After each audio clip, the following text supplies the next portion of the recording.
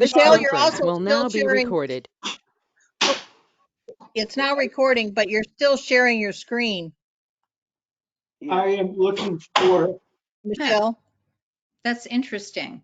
So, Richard, if you go down to the bottom of your screen, you can stop sharing it. You That just might have- be Richard sharing his screen. Yeah, Richard is sharing his screen.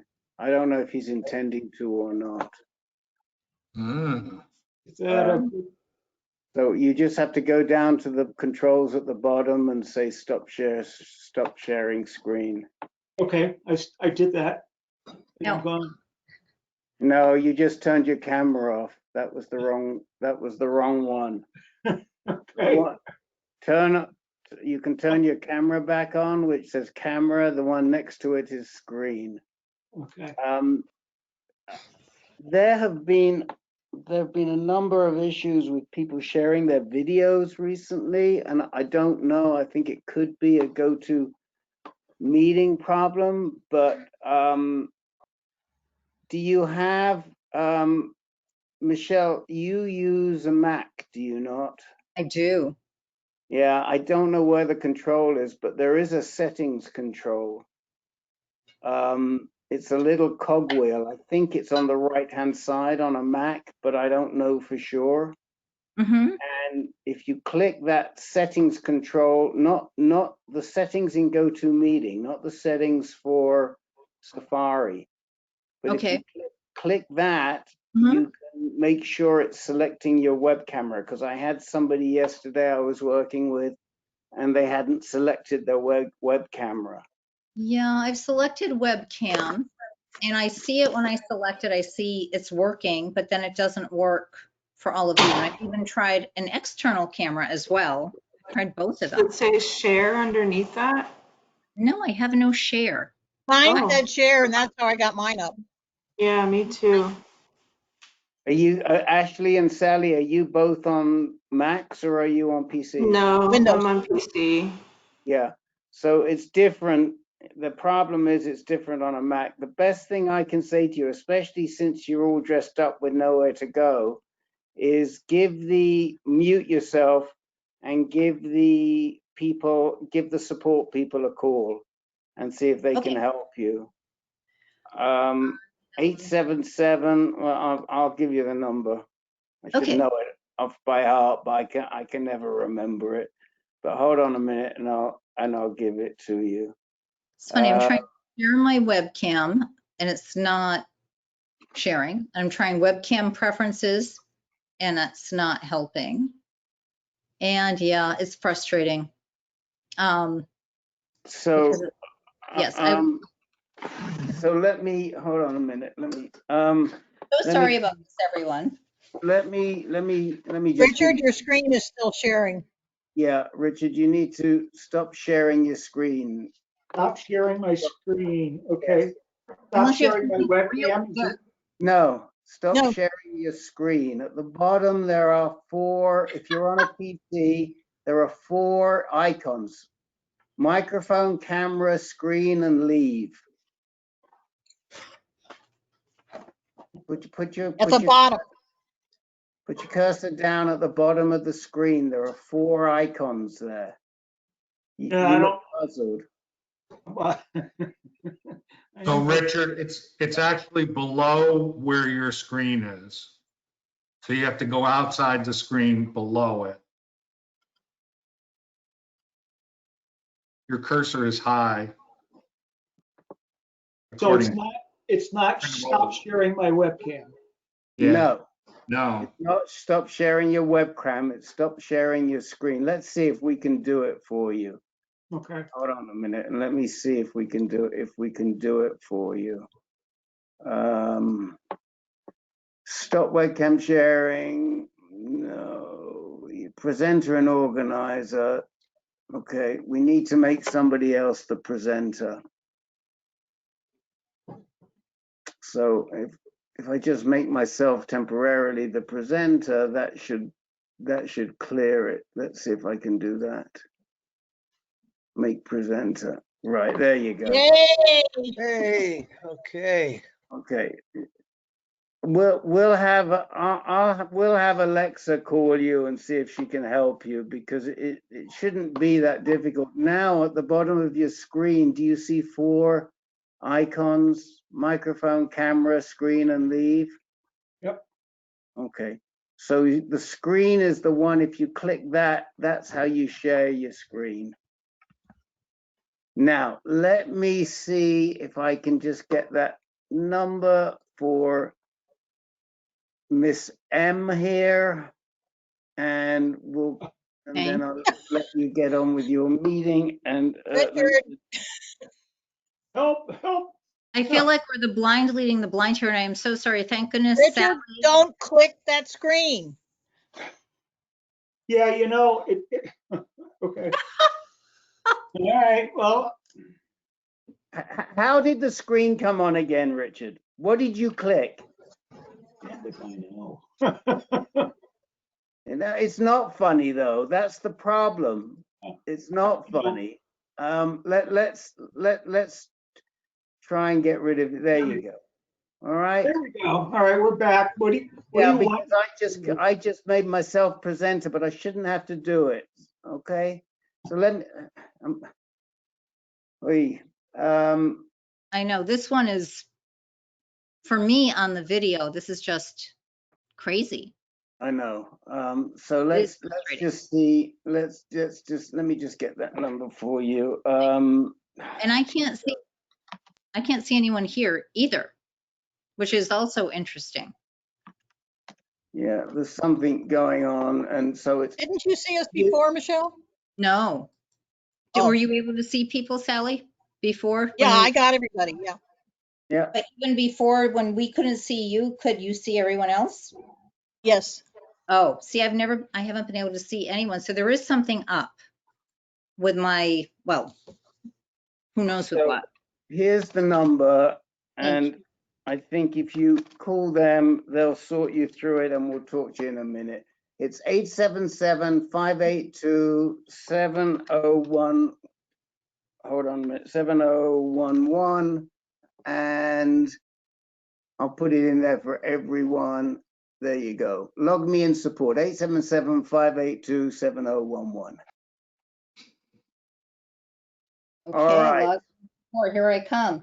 All right, I'm going to mute you all because we're recording so that the recording stays on. And hopefully things can get Right. cooking. Right. Okay, guys. So let me hand this back to either Tom or Richard. We don't have a key. And I'll let you start. I do happen to know that Mr. R here has some stuff to share with you, because he had an experience last week. Just saying. So, but I'll turn it back to Richard and Tom. Well, Al, is that you with something to share? Yeah, I had my first phlebotomy last week, and New Year's Eve it was. I went up to the Mayo. I took a 2-hour drive to get it done up there because down here, these doctors are not communicating, and who knows when. I would have been out a couple weeks being scheduled here in Tucson, and they knew the situation up there at the Mayo, and they told me, come on up. So we went up there. It wasn't as bad as I thought it was. You know, I was able to drive home, and I mean, my arm got bruised up. You know, they stuck a horse needle in there. But other than that, I survived, and just, you know, day by day. Results okay? Al? Yeah. How did the results turn out okay for you? Well, that's the other thing. I asked them if they wanted me to do lab work after I was done, because I had it done on New Year's Eve. So I emailed them on Monday, and they said, yeah, we usually like to see the results after a phlebotomy. So I went ahead and went in and hadn't heard from them. So I emailed them today, and they haven't got my results. So I went to the Sonora Quest where I go get my lab work and got numbers and made 2 or 3 calls and want to know what the heck's going on. And they're telling me, well, it's in your portal, so you could print them out and fax them, and then they'll get them that way. And I said, no, wait a minute. I said, that's not my job. I said, my doctor wrote the order for this, and you guys done it all last year, and now all of a sudden we're into this year, and you guys can't get it right, you know? And so, yeah, I was a little upset, but we'll see what comes out of this. Yeah. But it's just another one of I'm those sorry, things but what's a phlebotomy?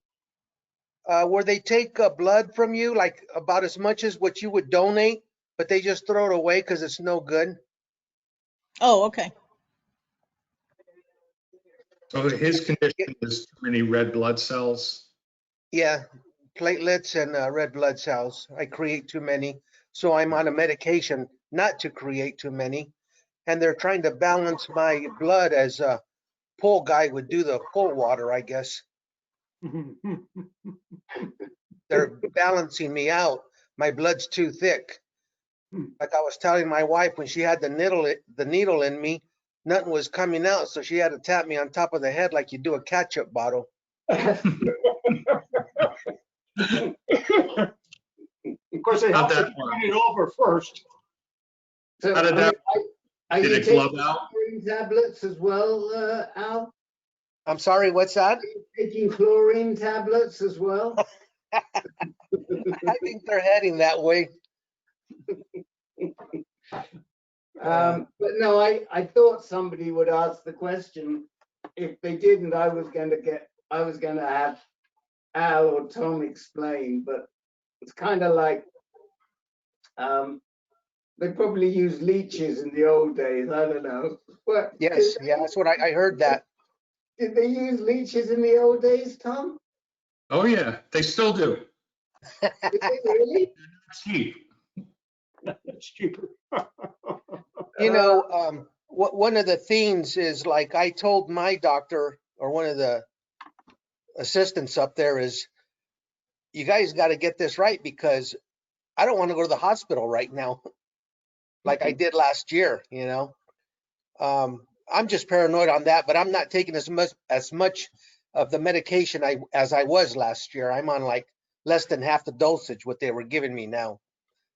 But Yeah, because you them out, right? yeah, it's just one of those things, you know, right now is not a good time to be at the hospital. No. Amen to that. Amen. Sure.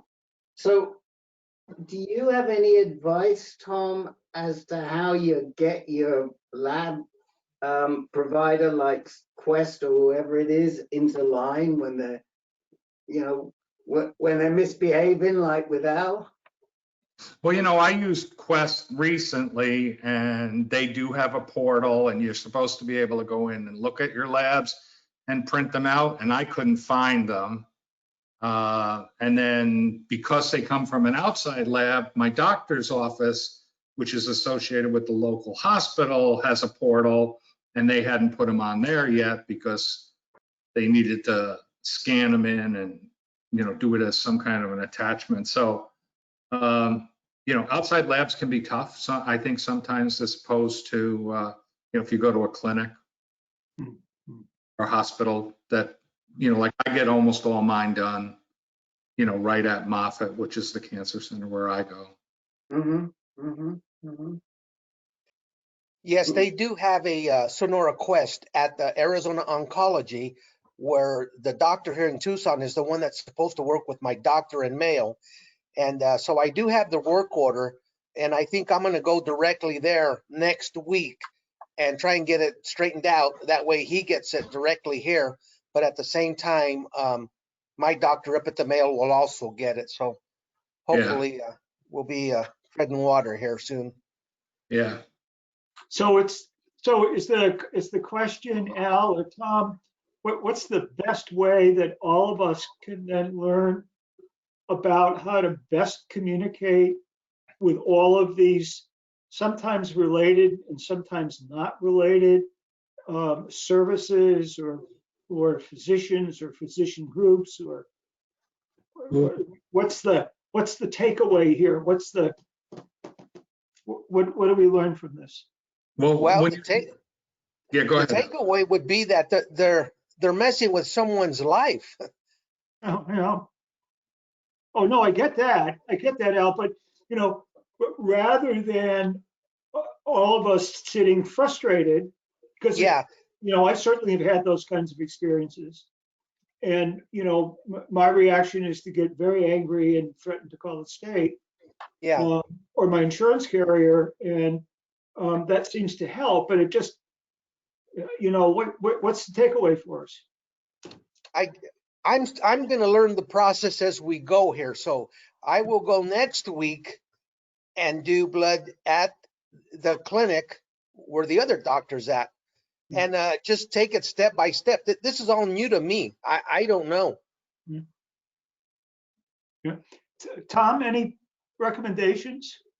So, I think one of the most powerful tools with the portals are that if you message your doctor, it becomes part of your medical record. And so they really are obligated to respond to you. But I don't know how you coordinate better when you use an outside lab. I always ask them to fax me a copy of the labs in addition to the doc. And then I check with the doc and say, hey, did you get them from LabCorp or Quest or whoever I used on the outside? But this is exactly what happened. They were getting them, and every time I got them, they would call me. So they hadn't called me by noon, which I got them yesterday. So I sent them an email and asked, have you gotten my results? I did lab work yesterday. And they responded, no, we have not. Yeah. So I drove and I made the trip to Sonora Quest and I walked up there. But again, these girls, they just draw blood. But I know that the lab is downstairs and they test, that's where they get the results from. And so she gave me some numbers for my doctor to call. And it was a runaround for an hour or two, but not a big deal. I'm not going to stress over it. Yeah. But what if it happens all the time, Al? You say you're not going to stress over it. I hear you. But what if this is the sort of standard? Do you learn to sort of let it go, or do you learn to solve the problem, or what works for you? Well, I think it'll pan out because, like I said, they've done it all last year. It's just this week and the week prior to this. But all last year was a piece of cake. They'd call me every day, send me an email, nothing needed. If I needed something, they would call me. And as soon as they got the lab work, like I said, all last year, every other week, they would respond with an email or call or a text. And it's just going into this year. So I'm sure it'll pan out. It'll work out.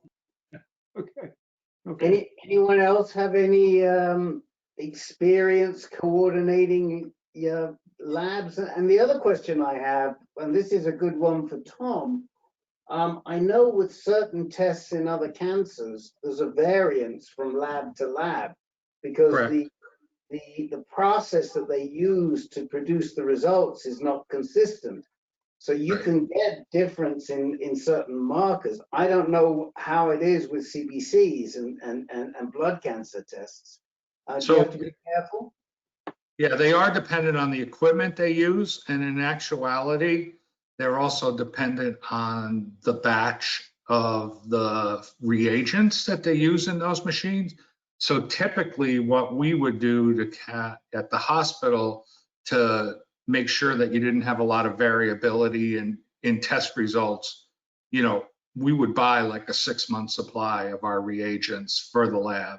And that way you're going to have consistency. So you will see some labs that'll say, a normal platelet count is 144 to 450 or something like that. And then others will say it's 138 to 440. So it's the equipment and it's the reagents that they're using, and it can change. So what you got last year with a different batch of reagents may have a different reference range than this year's. Slight, they're not off by huge amounts, but it'd be 1 or 2 points. Yeah. Has anyone else on the call ever had issues with the labs and their blood work? I mean, Ashley, what happened when you came from New York all the way down to North Carolina? Was that an issue for you at all with your labs? I was originally diagnosed in North Carolina, so I had a hematologist oncologist here. And then due to insurance, I was going to go to Duke, but they didn't accept my insurance. So I found out that Sloan did accept my insurance, which was shocking. But so I moved back to New York and got treatment there. I think I don't really have any issues. I think Sloan is kind of a better hospital than where I am now. My oncologist is wonderful, and I'm lucky that I just happened to have gotten him. But he's a great doctor in like a mediocre hospital, so it's kind of a tough situation sometimes. Yeah. I realize that. Tom, weren't you at one point, you were in North Carolina, you spoke to us from North Carolina. Yeah. So, I still own a home in Burlington, North Carolina, which I plan to put on the market in the spring. And I started my CLL treatment at Duke. Initially, they sent me to one of their neighborhood, cancer centers that treat all different cancers. And I had just an oncologist, and I requested to be transferred to somebody that specialized in CLL. So there I went to the main campus of Duke and, received my treatment there until I came down here and took the job as the chief pharmacy officer at Moffitt back in 2017. So I was there on an interim basis for 22 months. And so decided to stay. And while I was there, initially I continued to fly back home to North Carolina to get my treatment. And I went one time and I had an appointment for 11 o'clock and I booked a 4 o'clock flight, figuring I'd have plenty of time, and they were running like 3 hours behind. I never did see the doctor. And I said, here, I just spent hundreds of dollars to fly up here. I'm going to just transfer my care down to Tampa. And they work really, really well together. The doctor up there, and my current doctor down here. So they do research work together, and and they've collaborated on different clinical studies and stuff like that. So they know each other in addition to, just me being the only connection.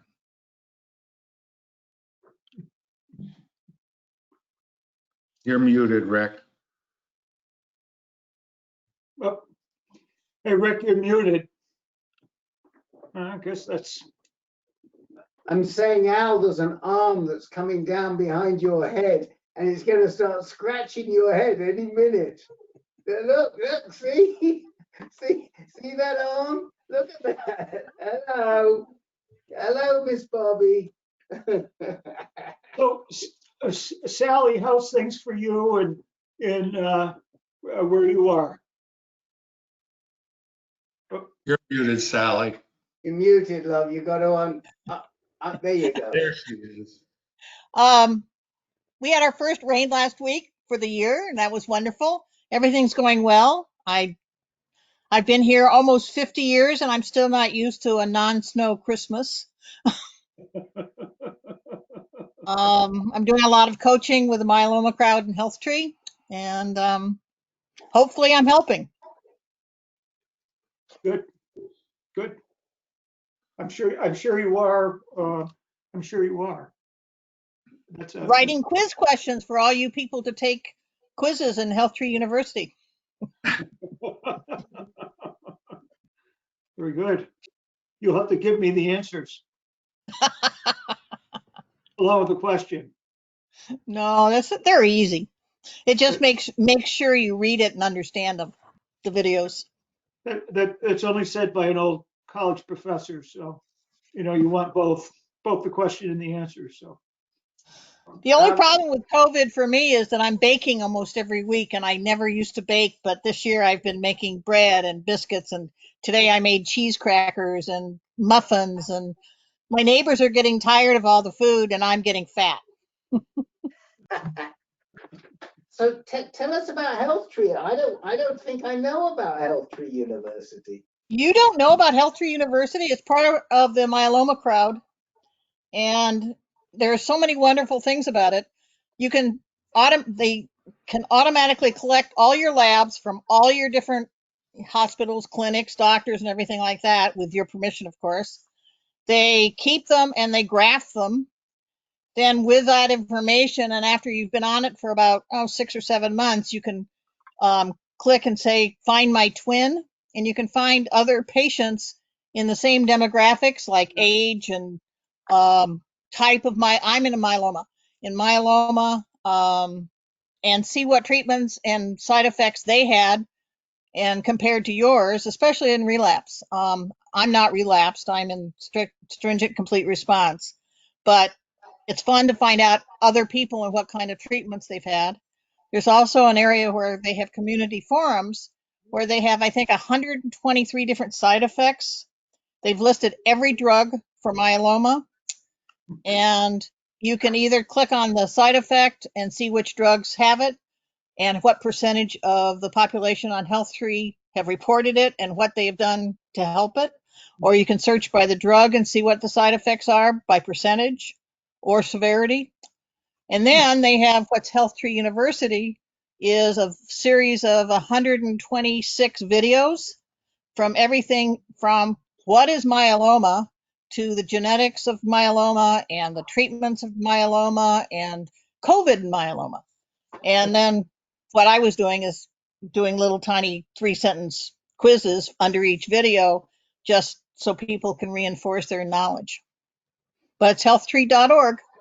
Now, do they only address multiple myeloma, or do they have other conditions they do this for too?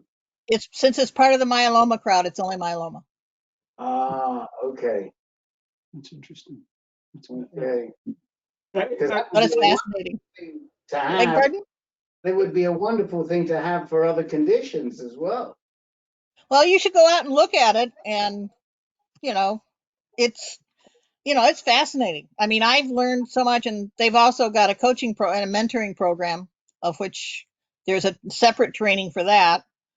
And I went through that about 6 months ago. So Sally, that's then you an can. interesting piece of information because at least on, I don't want to say the East Coast, because that's obviously a large piece of geography, but those words, healthtree.org, have never been mentioned. I've not ever heard of them before.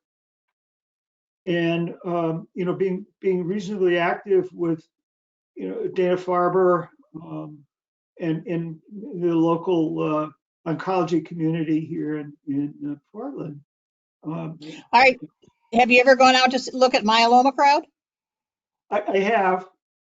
It's part of it is part of that, and they are now growing faster than Myeloma Crowd.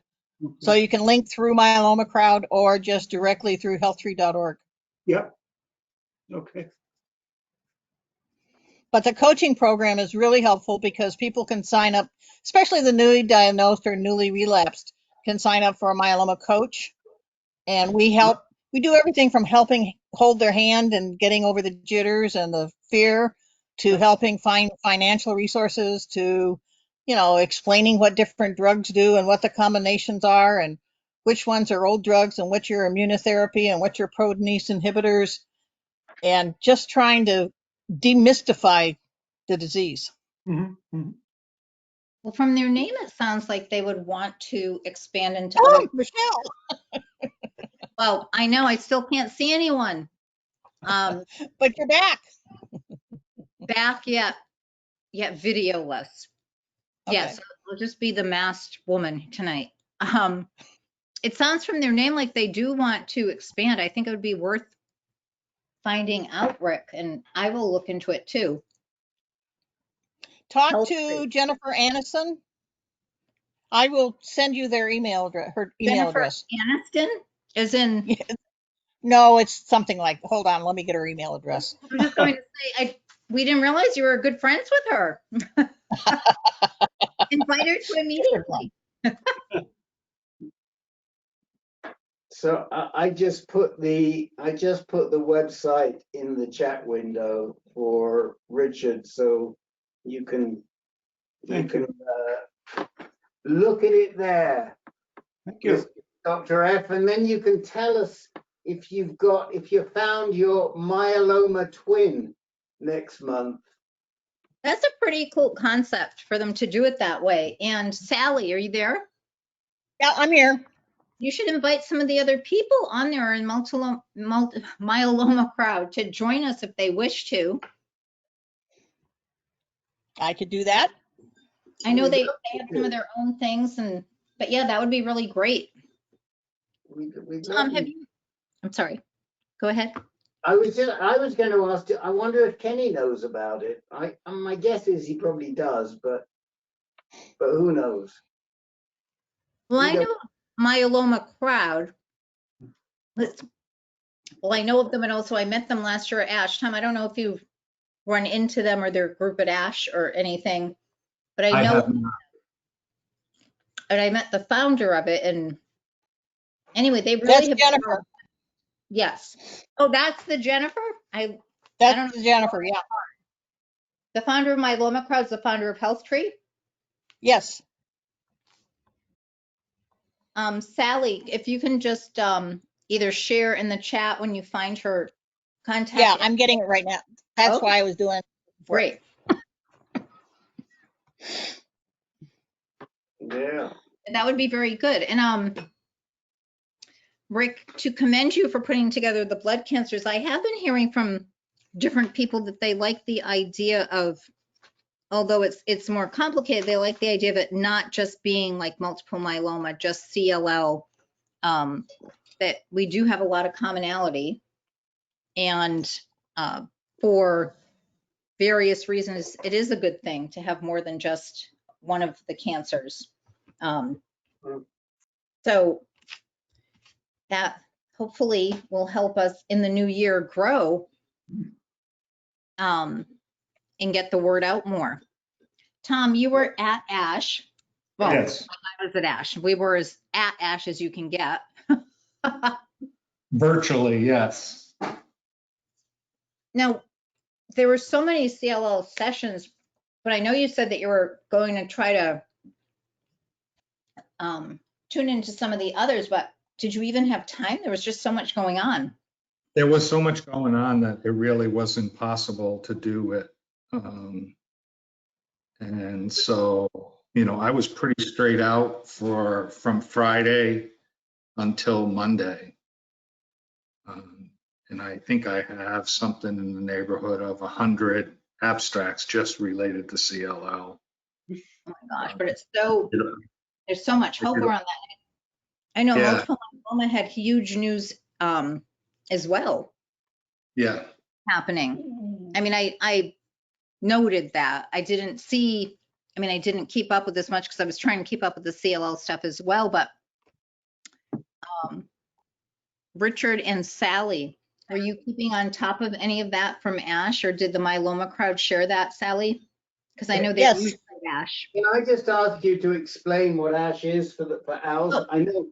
I suspect Ashley knows all about ASH, but I doubt that Al knows what you're talking about. Yeah, you know what? Another group, yes, it's the American Society of Hematology. That's what ASH stands for, and they have an annual conference. They have other conferences, but their annual conference is held in December, early December, every year, and that's kind of I would say more the mecca and the main conference that they hold every year, where a lot of news is presented and clinical trial findings and research findings for what's happening on the clinical trials, the most promising ones, right, Tom? Or the most visible ones, I guess. Yeah, I mean, there really literally were, 100 abstracts just related to CLL available. And then they had stuff on, a lot of stuff this year on COVID. And then there was a big emphasis on disparities in healthcare Right. based on income and, geographic areas and, racial makeup of the communities. So there was, there was some new information in those regards. But again, it's where internationally people that are in the hematology world, get a lot of their information and share that information. And That's a good point. They do poster presentations and, recorded explanations of their posters. And then they have, longer sessions that are several hours long where they go over some of the latest research and things like that. So typically they'll have 4 or 5 doctors for a 2-hour session and each one gets like 20 minutes. And so, they're very informative. I recorded, anything that had voice, I recorded. And then, I've got an Excel spreadsheet with links to all of the abstracts and all that. So that's going to be the basis of my blog posting for the foreseeable future. There was I know there was so much, and I was, I had to do a wrap of the news. Right. And I had 5 different CLL specialists on it and having to pick like the hottest topics. And there were just so many to talk about. And in that I interviewed, oh my God, I have to remember all the different names. Jacqueline Barrientos, Yeah. from Long Island, was it Rockwell Health now is the name of it? Northwell. Northwell, thank you. I had Bill Weirder, of course, of MD Anderson. We're supposed to have Anthony Matter, but we did not. You interviewed him, right? Or I know I saw something that you had his unlocked, right, with him? Yeah, I did. He did a presentation on Loxo 305, which is a investigational drug that looks very, very promising for CLL and other B-cell malignancies. So the exciting thing about that drug is that it's in a group of drugs called Bruton tyrosine kinase inhibitors, which is ibrutinib, acalabrutinib are the 2 that are approved at this point. There's a investigational drug that's approved for mantle cell, zanubrutinib, and there's studies going on for it to be used in CLL. Those drugs are what are called covalently bound to the CLL cell, and sometimes those CLL cells develop the ability to block the effect of that drug.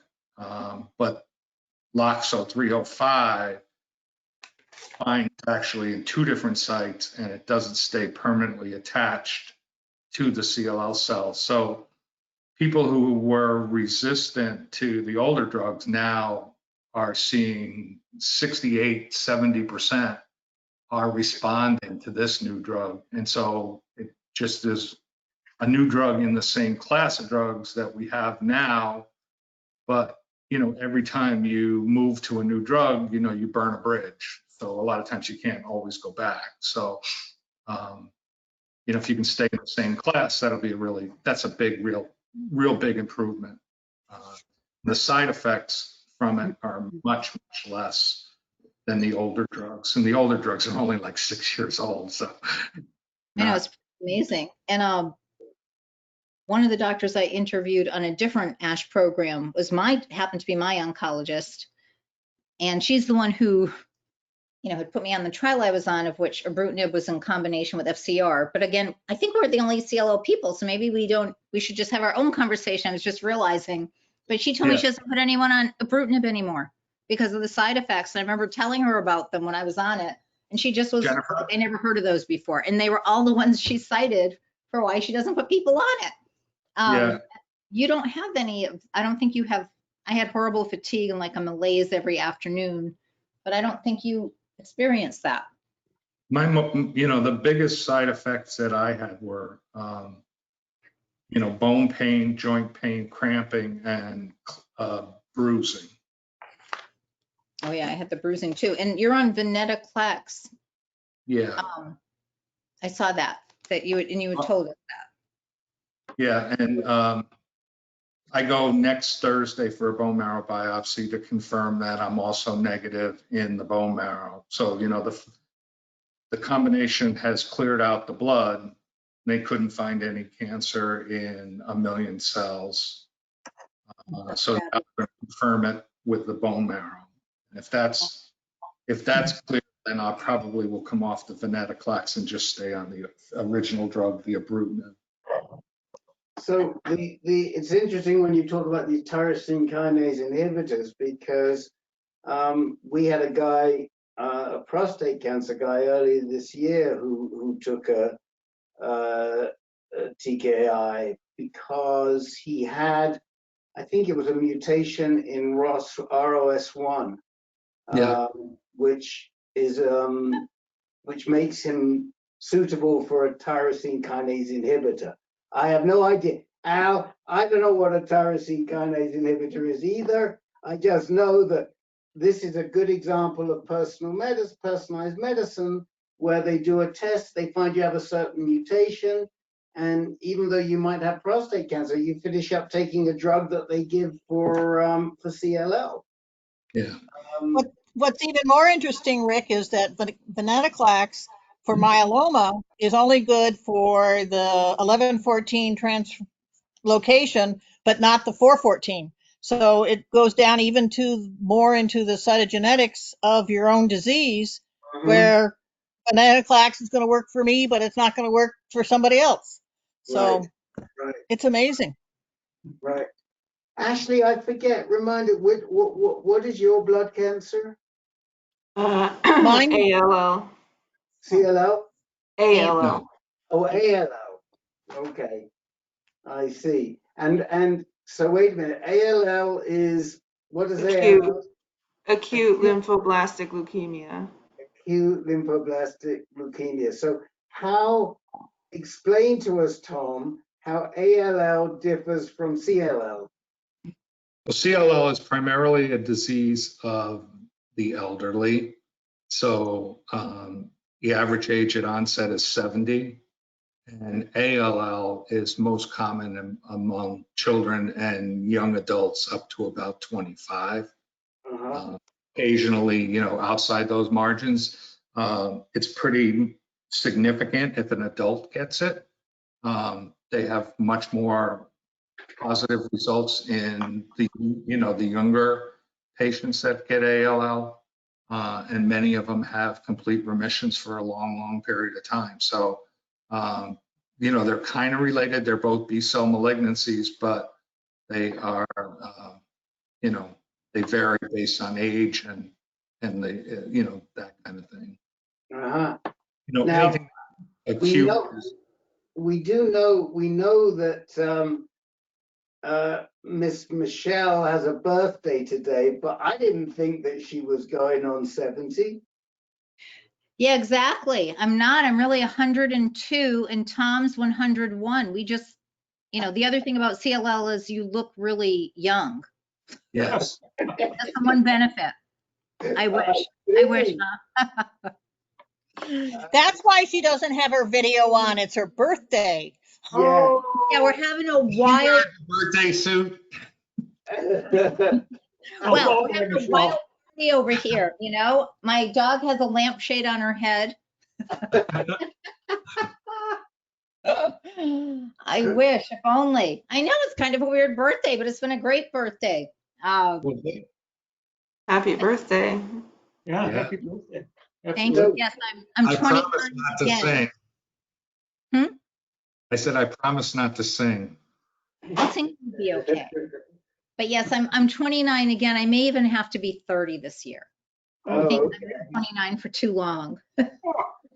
Okay. And so how have you spent your birthday? I had a call this morning trying to name myself, Rick, which you know I've been trying to name myself. Tom, you are the CLO pharmacist because you are. And, you know, I had ideas like the CLO voice. Rick, you had an idea for me. And I was someone who co-moderates another group with me. She needed some help. She's a social media influencer, and I was helping her doing some of her communications, and she was helping me with ideas. And so that's how I started. Oh, I started the day actually with flowers that were delivered to the door. So that was a lovely way. That's nice. Yes. And more flowers came during the day, and then even more. It was lovely. Oh, and this doesn't happen every day in your life? Not since I got married, Rick. Oh. Good answer. Good answer. Perhaps before. Oh, Yeah. And yes, it's been lovely. And I've heard from all sorts of people, so that's really good too. But one of my friends texted me to say she'd call except she has COVID. And she has it really badly, and she's in bed. And to make sure I get a vaccine, which we all know that Fauci said at ASH, we should all get the vaccine. Yeah, you know, I was gonna, on my question sheet, there's been a lot of talk in the media about whether cancer patients in general should or should not take the vaccine that's generally loosely available. If it ever gets given. There's been several opinions that differ from one another. Well, I think one of the things that people confuse is that when you have any kind of blood cancer, you have a compromised immune system. And so some people feel that because we don't have as robust of an antibody production as a healthy patient, that it doesn't work.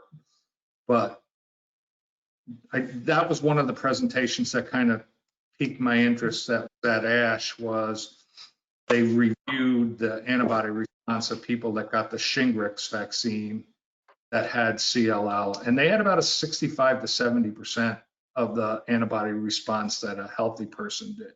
So my feeling is, hey, 70% of antibodies is better than no antibodies. And so I get my shot tomorrow at 4:15. Oh, wow. Your vaccine? Yeah, I will get a COVID vaccine. I'm assuming with Moderna, because that's the one that's more prevalent here in Florida for whatever reason. But yes, I have an appointment. I have an appointment at 3 for a COVID test prior to having that bone marrow biopsy next week. And then I go right from there about 3 blocks away and get to a parking garage at the local mall, and they're doing a drive-up vaccination clinic. So That's fabulous. yeah. Fantastic. Huh. So do you have to be eligible, or can anybody drive up and get a vaccination? So you have to have an appointment, and you have to be over 65 in Florida. That's it? Yeah. Wow. Because, I mean, I was listening today, and I think here in Arizona, you have to be over, next week, they're going to open it up to anybody over 75. Yeah. That's Well, what every that's state is doing it different. They are.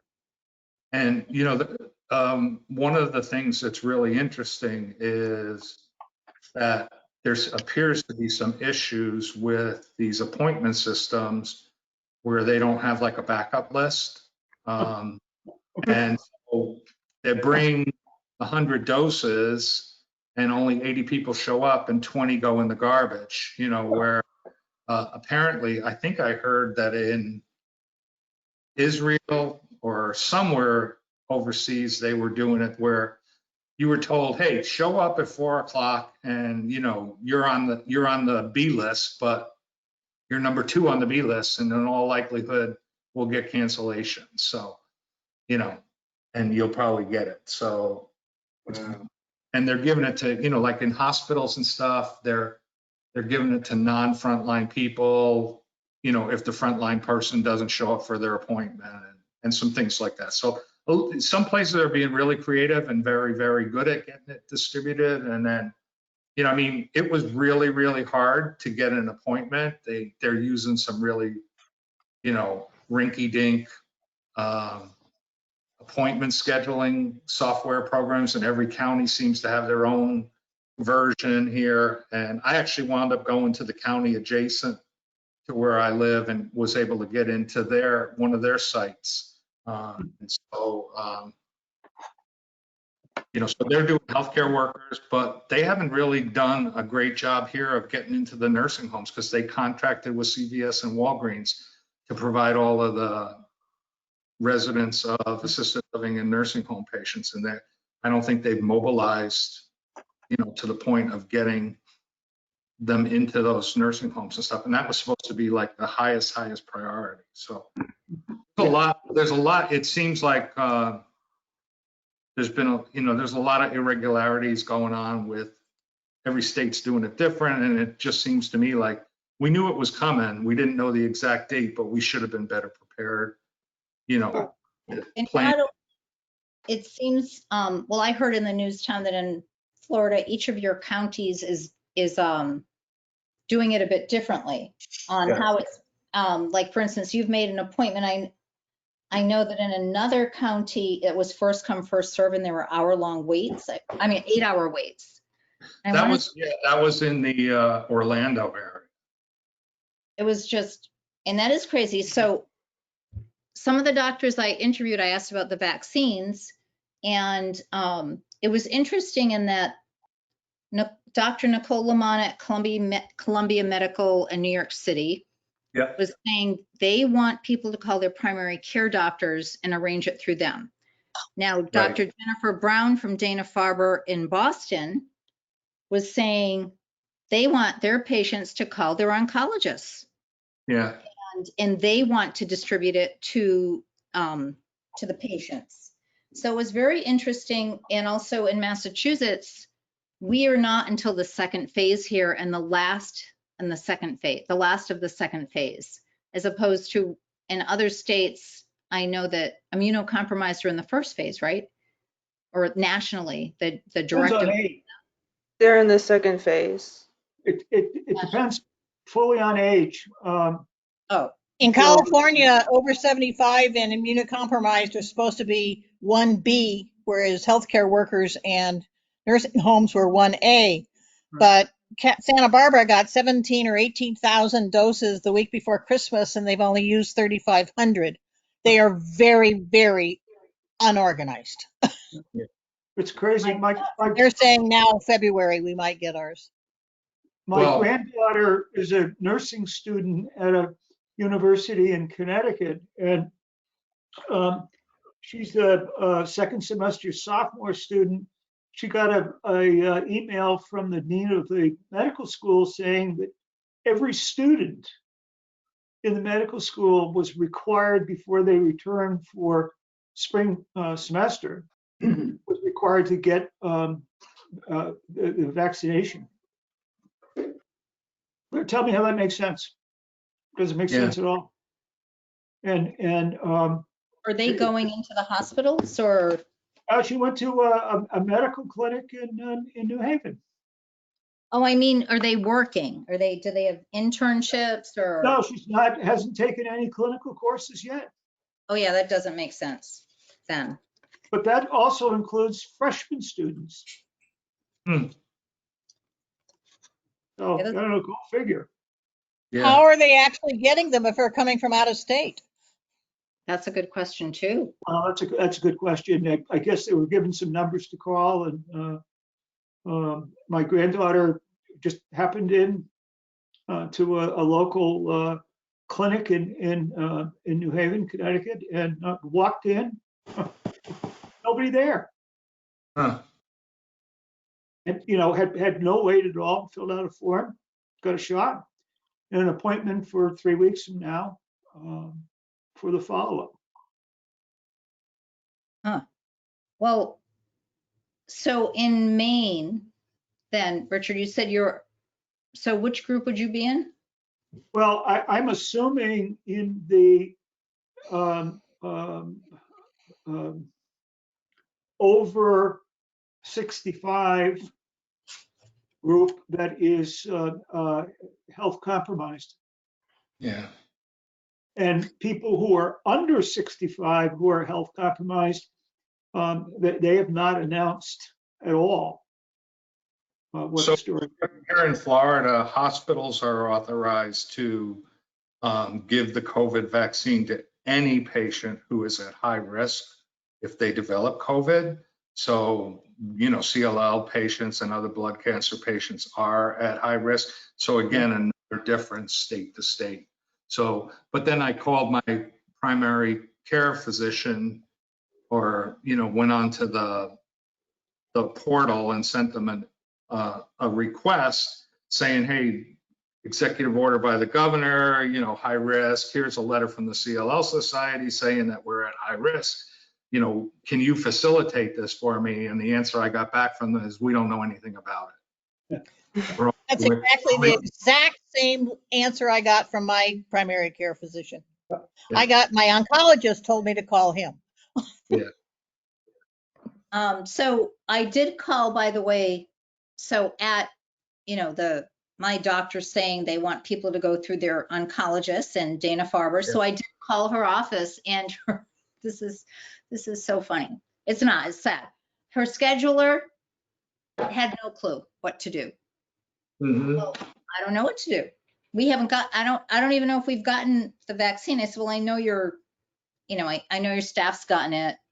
I've seen doctors posting it online there, and they have the Pfizer one, Tom, by the way, which is interesting. You were saying the Moderna is down where you are. So they had the Pfizer one. And, and I said, well, so if you're not scheduling, are you just expecting every patient to be calling in? Isn't that going to cause kind of pandemonium? I said, you know, and she really had no clue. She said, well, wait a minute. I know I got a memo last week. I haven't read it yet. I'm going to go back and look. And I was like, oh crap, this is not good, you know? But then I heard from someone else who's had their appointment today virtually. And by the way, they changed my appointment. I was supposed to have an appointment this week, and they delayed it because of COVID numbers. And I was supposed to be getting my CAT scans and also, you know, my appointment, they postponed by 3 months. And someone else I know is supposed to go in this week for CAT scans. And she's very close to treatment time. And she may even have supposed to start it, you know, be starting it soon, but they postponed her too by a few months. But she was told they just don't have the vaccine yet for patients. But they have not figured out, Tom, what you were saying was happening. They haven't figured out what they're going to do.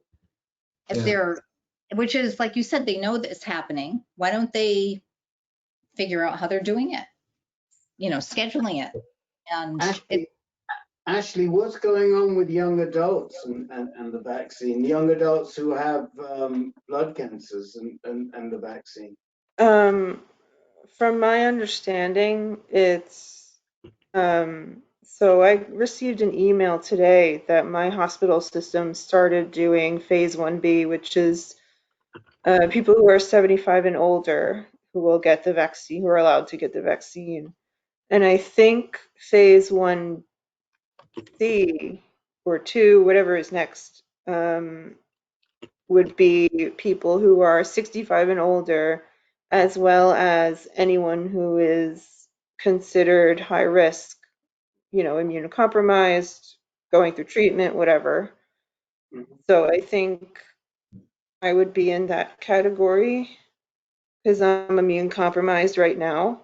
So I'm not sure how long it'll take for them to distribute the phase 1B vaccines, but and I'm not sure what will happen after the phase that I'm in. Yeah. So were you on a monoclonal antibody when you were treated? I don't know what that is. Yeah, usually those drugs end in MAB, like rituximab or I was. Right now, I'm still taking cyclosporin, Okay. and I'm also on prednisone and Cresemba because I have I did the stem cell transplant, and I have graft versus host disease. Oh, okay. But my doctor was thinking of putting me on Jakafi, whatever it's pronounced, Yeah. to get me off of the cyclosporin and prednisone and Cresemba. So we'll see how that works. He's Yeah. gonna contact my transplant doctor in New York to see her opinion about it. Yeah. If you were on a monoclonal antibody, they are saying that there has to be a certain amount of time, and I forget if it's 90 days or 180 days since you last took a monoclonal antibody, and which is always given by an infusion. So how long ago was that you had that? Do you recall? I haven't had treatment for a while, Okay. so yeah, So then you should I'm probably good be in okay. that standpoint. Yeah, that's good. Yeah, I did notice that they're continuing to test those also with BTK inhibitors for CLL anyway. The monoclonal antibodies, different ones, Tom. That was one Yeah. of the other things that I was seeing. Yeah. One Yeah. wrap. Monoclonal antibody, monoclonal antibody, CD20 usually type. So two most common are obinutuzumab and rituximab. And then they'll give it with, either ibrutinib or acalabrutinib. Of course, it's also approved with venetoclax for frontline therapy. So. And I know they're using those for not only CLL, but for some of the other blood cancers, right? Correct. Yeah. Sally, were you saying you were on one of them, or? What I was saying is that that's a restriction. So if you have had a monoclonal antibody, and I forget exactly if it was 90 days or within the last 180, then they're recommending you not receive the COVID vaccine until that amount of time has passed. Very interesting. Oh, they were Yeah. testing monoclonal antibodies as well, right? For COVID. Wasn't that something they were? I know they were testing Yeah. at one point. But Even I don't think it's the ones that we're on that we use primarily. I think there's other monoclonal antibodies that are used. I don't know. Al, Go ahead. I want to ask you, what have you heard from your docs about getting the vaccine? Have they been in touch with you? Has Mayo said anything? Has Arizona Oncology said anything to you about getting the vaccine? Are you talking to me? Yeah. I am talking to you. Yes. No. Yeah, we talked about this. I think in November and December, maybe more in December. Yeah, and both my primary doctor and the doctor in Mayo, yeah, they want me to get it, and I'm one of those that I'm scared of anything. I'm sure if you all remember when I got the flu shot first time in God over 15 years, and every time I get it, I get sick. And I got the flu shot last year, and sure enough, 2 weeks later, I got sick. But since we're talking about this, I got a question for Tom. I don't know if you've heard about this, but there was an incident where a doctor got the flu shot. They're blaming his death on the flu shot, and there was another person, I forget what he was. Oh yeah, he worked at a hospital, but he got the flu shot, and what was it, about 2 or 3 days later, he tested positive for COVID. And like I was telling my wife, what are the chances of him catching COVID at the hospital is just a coincidence. But again, it's a question to you, Tom. Well, so I mean, we can have an anaphylactic allergic type reaction to any vaccine. And my guess would be the doctor who died, had a severe allergic reaction to whatever is in that vaccine. That's one of the things that they're cautioning people about with the COVID vaccine is that, if you previously had significant allergic reactions to any other vaccine, maybe consider not getting it, right away. People that have had allergic reactions to polyethylene glycol, which is used in both the Pfizer and the Moderna product, they're recommending right now that they hold off on getting the vaccine. So it's not for everybody. And then, I would just say that, in all likelihood, that guy was exposed to the COVID, long before he got the flu shot, because the incubation period is 7 to 10 days. And so if he took the flu shot and 3 days later got the COVID, he had been exposed probably a week before he got the shot. So. I mean, to all you, are you guys excited on getting the shot? Yes. I am. Yeah. Yes. I wanted to get it. I didn't want to be the first guinea pig. The phase 3 clinical trials were, 40,000 people is a pretty good number, but now we're up to, 5 million people across the US and more in the UK. And it's interesting, people with blood cancers are in their first priority group. Yeah. In the UK. So it's everybody's handling it a little bit different.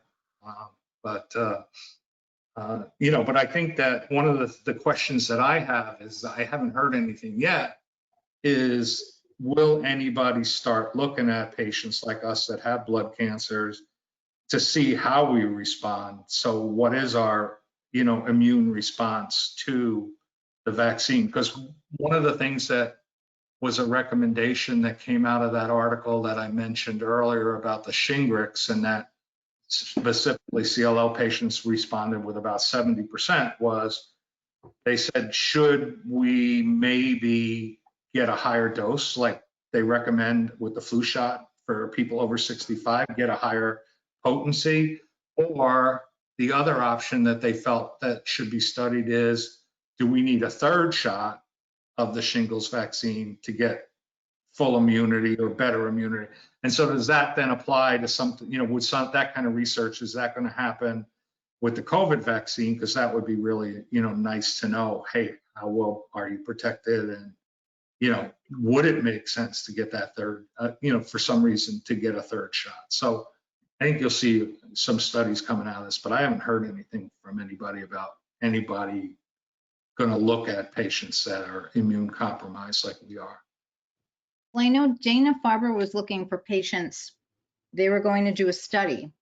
And I was thinking of volunteering, because that would mean, I'm going to get the vaccine anyway. And I was just thinking, why not? Yeah. But I haven't heard back. So I don't know if they still are, if it was just I have no clue if they ended up, if they're going through with it or not, like you said. Yeah. Well, if you hear anything on that, that they are, and they're taking people from that are not their patients too, that would be interesting to share. Yeah, I will. And I'm curious how you find it. And you're doing a drive-through, and that's pretty creative. Yeah. I'm wondering if they'll do that. That would be a good way to do it here. Except They're doing it that way in Minnesota too. Oh, they are?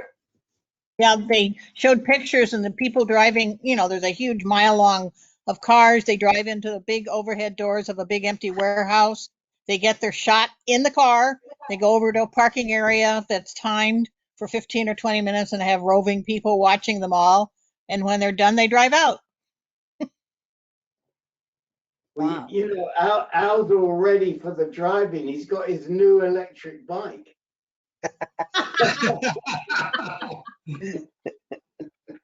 Yeah, how are you going to do that? Yeah, he's gonna get on his electric bike, and he'll roll up his sleeve. Right now, how is that electric bike? No, these things are fun. If you think your bike riding was over, go to your nearest electric bike shop and try one of these out. They are powerful. You don't have to do anything. These things, it's a little electric scooter is what it is. Good thing Kenny isn't on the line for this. He's like making us get down and do push-ups or something for that statement. So Hey, much for the exercise of the bike. yeah, I know. So Al, so do you still like have to, you don't have to pump at all on the bike? You don't have to. Yeah, no, you pedal what you want, and what you can't. It's got a little throttle. It'll take you, and by pedaling, this thing will take you about 40 to 50 miles on a full battery charge. So you better be able to, if you go that far, you better be able to pedal back home, huh? On your Well, own. you know, that's why I got it, because like I was home and my wife would say, get out of here, go ride your bike. And at that time I'm thinking, you know, I'm going to get maybe 2 or 3 blocks away and I'm going to be calling you to come pick me up. I can't get back. And talking to Rick, he rides an electric bike on the weekends for his mountain biking and stuff. And, you know, got some information from him, and I went and test rode one here in town, and I was really impressed. And so now, yeah, I could leave the house and I don't have to take a break anywhere and come home whenever I want. And of course, his wife's working from home, so she wants to get him out the house too. But I'm keeping him busy because I'm turning over a tenant in one of my houses, and Al's in charge of getting everything done. So now he can ride his electric bike all the way from his house up to my place. That must be about 5 or 6 miles you could do on that. Yeah. And just be pedaling through. No, I rode it from my house to downtown on that aviation bike path. And yeah, it does it in no time. You know, it's like I said, it's a lot of fun. I'm enjoying it. Yeah. Getting outside. I'm How expecting you to show up. I'm about 35 miles south of where Al lives. I'm expecting him to show up at on my doorstep and ask me to take him home one of these days. Well, if I do, I'll have to spend the night so I could charge it overnight to get back home. Yeah, that sounds like a good reason to me. And your wife will be getting rid of you for a little while, Al. So you can always tell her if she complains, just say, well, you said to get out of the house. I mean, seriously, the electric bikes are really good options. I mean, Al did a lot of homework before he decided what to get. But I have some friends who have an extra one, and I do go riding with them. I don't have my own, but I do go riding with them at the weekend. And essentially, you can use as much power as you need, so you get a really good workout. And there's some areas, especially on a mountain bike, that you cannot get up unless you have the power, or I can't at my age get up. At the same time, you can still fall off, like I did this weekend, and I crunched my cartilage in my rib and my shoulder, and it's a bit sore, but it's fun getting out into the wilds, and you know, and you got the power to get you back if you need it. So I recommend, if any of you are thinking about, of course, it's a little difficult to use a bike in Maine or in Massachusetts at this time of year. Well, they make them with the fat tires that run on snow. Sure. We call them snowmobiles. Right. Well, these are powerless snowmobiles, but what were you going to say, Michele?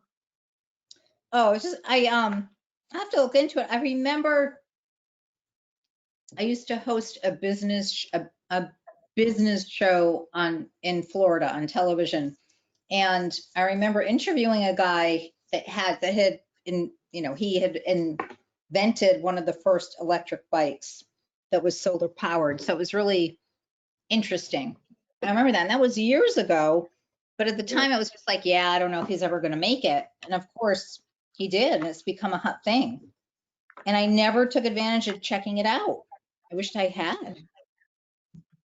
Yeah, I mean, it's a lot of fun, and I mean, you can find these bikes now for as little as $500 or $600. I mean, all the way up to several thousand. But Al bought this one, and he's promised me he's going to give this one to his wife because it's got this. His bike has little 20-inch wheels and fat wheels, and he's going to give this one to his wife if they like it enough, so she can go see her parents, and he's going to get like a real mountain bike one where he'll really have to pedal. You know, that would have been a good thing when I was really tired and from treatment. That would have been a really good thing in case, and being in fear of not being able to make it back. That would have been really good, Al. Yeah. No, these things are really fun. Like Rick was saying, if any of you have ridden a bike, and you can still ride a bike, this is a perfect thing to get because you could still exercise. You could still get out there and pedal, only what you can. And I mean, when you're pedaling like in first gear, this thing's on steroids. You pedal and it goes. And if you don't want to pedal, you could just throttle. I was really impressed the first time I got one of these. I almost bought the first one I test rode till I spoke to Rick. He talked me out of it. I got a better one. Yeah, thank you, Rick. So have you got a speeding ticket yet, Al? I'm sorry? Have you got a speeding ticket yet? Have you got a speeding ticket on the bike? Yeah, I did I get a seat on it? Speeding ticket. Oh no, I don't go out on the road, and I don't think it only does 20 miles an hour, but that's good enough. Yeah. All right. So we need to figure out a way to get some more people to join us here. Well, Tom, we do. I thank you, Tom, for promoting it on social media. You're welcome. I saw that. And I know that Sally is going to with Myeloma Crowd. And Richard, do you know of anyone, or is there a Dana-Farber multiple myeloma group? There is not that I'm aware of. There probably isn't. It probably comes under the same thing mine does, which is they lump leukemia and lymphoma together for everyone. Yeah, they've been really, their public relations people have been really into themselves, if I said that nicely. They just had a major shakeup from what I've been seeing on the job boards. There's been. Oh, that's nice to hear. So the Harvard person has sought employment elsewhere.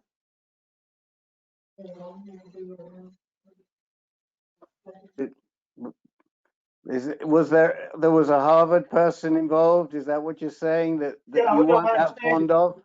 That Dana-Farber is affiliated with the Harvard Medical School. Mm-hmm. And so half of the faculty, half of the medical staff have faculty appointments with the medical school. It's all, at least in the Boston area, almost all of the medical providers have come together in a giant organization, and right at the top of that organization is the Harvard Medical School. Which is not surprising.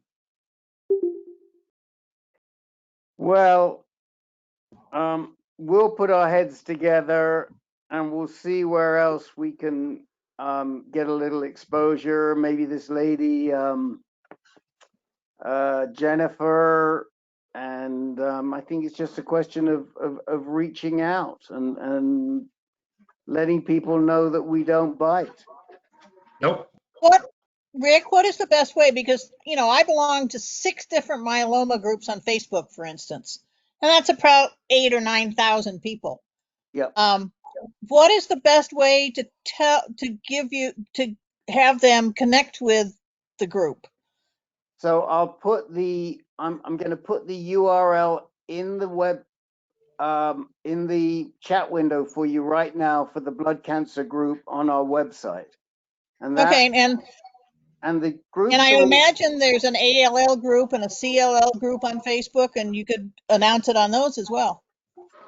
yeah. There's there's a website called My Leukemia Team that I belong to. I don't belong to like a specifically ALL website. I haven't really found one.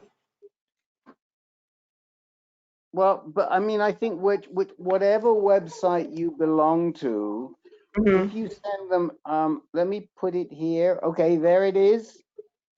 It's right there in the chat window. If you just give them that, that'll tell them how to connect. The groups are free and drop-in. They don't have to make a reservation. They don't have to join anything. They don't have to have a Gmail address or they don't have to be part of Facebook or anything. They just they just go there and it'll tell them. And then if they want to sign up, so they get a reminder ahead of time, then they go here and they can sign up. They can sign up right there, and they just click the blood cancers group, and they'll get a reminder before every meeting, just like you guys do. Yeah. Does Tom, that answer your question, Miss Sally? Beg your pardon? Does that answer your question? I already got it down, and it'll go out tonight. Thank you, thank you. What is the frequent? It's once a month. It's once a month, the first Thursday of each month. Got it. And you know, Michele raised the issue of time, that it's a little late on the East Coast. It's a problem because if we make it any earlier than 8 o'clock, it's before 5 o'clock in California. And so that's a problem. And we've experienced this for years. What we finished up doing in one of our groups was that when the group got too big and cumbersome, so we were getting constantly over about 25 people, we set a second group, and we started that group 2 hours earlier. So that group starts at 3 o'clock California time. But so we have a choice of times, but this group isn't big enough for us to even think about that right now. And I don't think you can start, if you're only having one group a month, I don't think you can start it a heck of a lot earlier than 8 o'clock Eastern. I mean, maybe 7:30, but you know, but I do get it. I really do get it that 8 o'clock can be late for people that are living with fatigue. So, But you have to also think that many people who have a blood cancer may not be working and are going to be home on. I'm talking about the West Coast people, and so 4 o'clock or 3:30 wouldn't be bad. you know, I think that's a decision that the moderators can make, and if you want to pull it back half an hour or an hour, that's fine. Al, please mute. Congratulations on that. We'll mute. I'll mute him. So, anyway, I'm back. Sorry, my computer, there's something, it's my computer. Now I know, because it went to black screen and I just had to reboot. And oh boy. I know, and it's new. It's only The black screen of death. the black screen of death. Yeah, it's only 4 months old. Oh boy. Tom, could we make sure that your note that went out on chat to everybody gets placed on the website? I think that's a very important piece of message as we're all lining up in one way or another for the COVID Yeah. vaccine. So I just did confirm that the American College of Infection Prevention recommends that you not get the COVID vaccine for at least 90 days after having received a monoclonal antibody. So 90, I thought 90, but I just confirmed it. So that's if you're taking, as part of your drugs, part of your sequence, if you're receiving a monoclonal antibody. Yeah. And those are always you receive them by infusion. So you have to go to an infusion center, and it's an IV drip. Not all of them. Daratumumab now has one that's an injection. Okay. Well, that's an So it's important. all monoclonal antibodies like daratumumab. I can never pronounce it right. The ones And that I'm Blenrep. are all infusion. If, Anyway, that was the let me information. just say that if you want to post that, if you make up if you just write it up, we could use that or send it to us in email. We'll post it on your behalf on our blog. Okay. But it would I maybe just need. copied that from a frequently asked questions thing. I can do a little bit better write-up than that. We don't have a frequently asked questions that's specific to blood cancer. Yeah, no, So, I said I copied that from somebody else's frequently asked. oh, okay. questions. But if our blog is open to anybody for any purpose. So if you wanted to write something up, we would blog it out. We tag it with blood cancers. We tweet it Sure. and all the other things. And we can make the blog happen if you give us the text. Okay, I'll work on that for you tomorrow. That'd be great. I mean, we're actually looking for a picture of Al on his electric bike to put on the blog, but I think we'll be waiting a while there. I'll make a picture.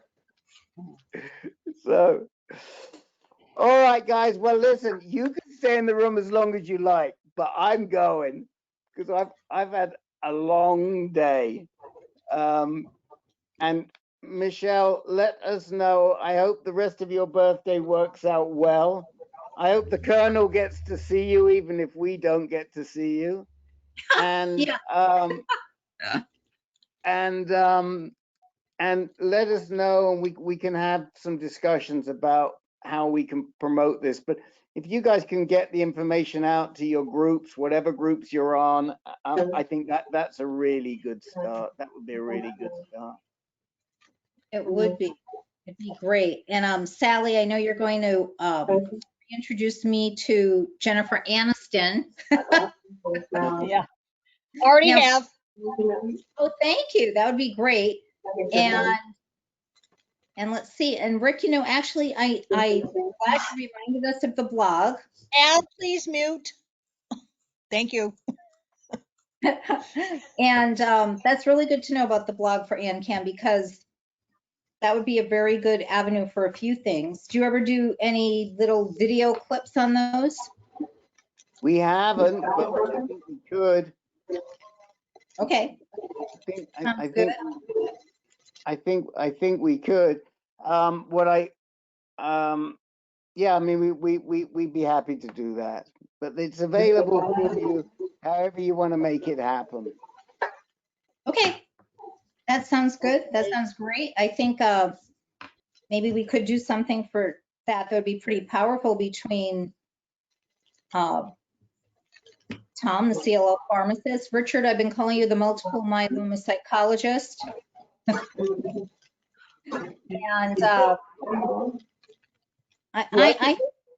Bill? I'm sorry, I didn't hear you. Yeah, it's all right. I'm just teasing you. Oh. I know. I need to have like an additional title, I think, besides patient advocate. I'm the voice, I think, and usually the face too. So, Okay, guys. thank you all. Have a great night, everybody. everyone. Joy, and we'll see you next month. What date is it? February. Next month will be February the 4th, I think. February Yes. 4th. February the 4th. Okay. See you Goodbye. all. Goodbye, Rick. Bye. Goodbye, Bye. everyone. Thank you. Bye.